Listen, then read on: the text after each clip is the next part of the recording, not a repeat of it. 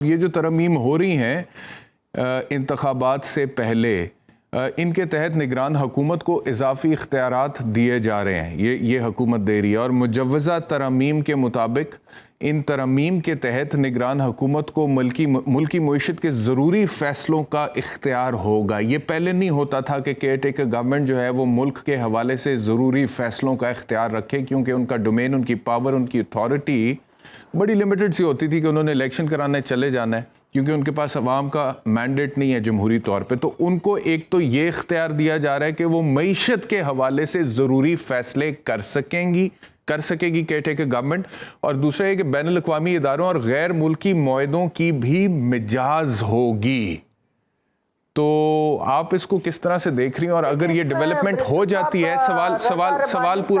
سوال پورا سن لیں کہ اگر یہ ڈیولپمنٹ ہو جاتی ہے تو پھر کیا آپ کو لگ رہا ہے کہ کیئر ٹیکر سیٹ اپ لمبا چلنے والا ہے؟ کہ جب اتھارٹی ان کی بڑھا رہے ہیں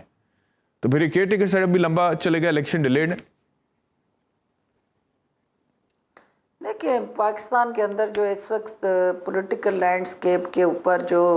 ان یوزول ایک سٹرکچر اور ایک اسٹریٹجی آپ کو نظر آ رہی ہے، وہ پاکستان کے حالات جو ہیں، اکنامک فرنٹ ہو یا پولیٹیکل فرنٹ ہو، وہ 100% ایز پر آئیڈیل سچویشن نہیں ہے۔ جب آپ کا آئیڈیل کنڈیوسیو انوائرمنٹ نہیں ہے تو اس کے اندر پھر آپ کو الٹیمیٹلی وہ تمام آئیڈیلائز قسم کے ڈیسیژن اور لیجسلیشن بھی دکھائی نہیں دیتی۔ جو رضا ربانی صاحب کی سٹیٹمنٹ ہے، وہ چونکہ پی ڈی ایم حکومت کا ان کی جماعت حصہ ہے، بھرپور طریقے سے کیبنٹ میں وہ اس شیئر کو انجوائے کر رہی ہے، تو یہ ان کو ٹی وی پہ یا ٹاک شوز میں ڈسکشن کی بجائے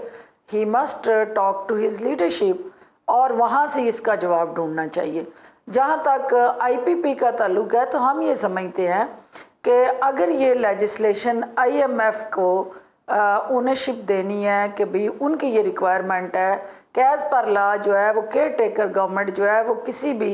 آئی ایم ایف کے ساتھ پیکیج کو نیگوشیٹ نہیں کر سکتی، نہ اس کے اندر کوئی ترمیم کر سکتی ہے۔ تو چونکہ اس وقت جو ہے وہ آئی ایم ایف پیکیج کا حصہ ہے پاکستان جو ہے، تو آئی ایم ایف کو اس نے جن رسیوں سے ہمیں باندھا یا جس شکنجے میں جکڑا ہے ہمیں، تو اس کے لیے پھر آپ کو سفوکیشن جو ہو رہی ہے اس میں کوئی نہ کوئی آکسیجن چاہیے۔ اور اگر اس طرح کی قانون سازی سے اکنامک سٹیبلٹی ہوتی ہے اور پاکستان کے اندر معاشی استحکام پیدا ہوتا ہے اور ایک کنٹینیوٹی ہوتی ہے اس پیکیج کی، تو اس میں کوئی حرج نہیں، چاہے الیکشن سے کیوں نہ ڈیلے ہو جائے، اس کے ساتھ چاہے الیکشن سے کیوں نہ ڈیلے ہو جائے۔ الیکشن میرا خیال ہے کہ جب آپ اکنامک سٹیبلٹی کی بات کرتے ہیں تو پولیٹیکل سٹیبلٹی اس کا ایک جز ہے، اور پولیٹیکل سٹیبلٹی جو ہے وہ الیکشن کے عمل کے ساتھ جڑی ہے، اور الیکشن کا بر وقت ہونا ہی پاکستان کے اندر جو ہے اس سیاسی منظرنامے کو ایک شفاف انداز سے ریفلیکٹ کر سکتا ہے۔ جب تک وہ بل منظر پہ نہیں آتا یا سرفیس نہیں ہوتا تو میں اس پہ کوئی کمنٹ نہیں کر سکتی، کیونکہ نہ میں نے وہ پڑھا ہے اور نہ مجھے پتا ہے نہیں وہ آ گیا نا میرے پاس یہاں پہ، اگر اس کا مقصد آ گیا میرے پاس یہاں پہ، میں نہیں دیکھ سکتی، اس کی امینڈمنٹ آ گئی ہے میرے پاس یہاں پہ۔ مجھے یہ یقین ہے کہ وہ امینڈمنٹس جو ہیں یقیناً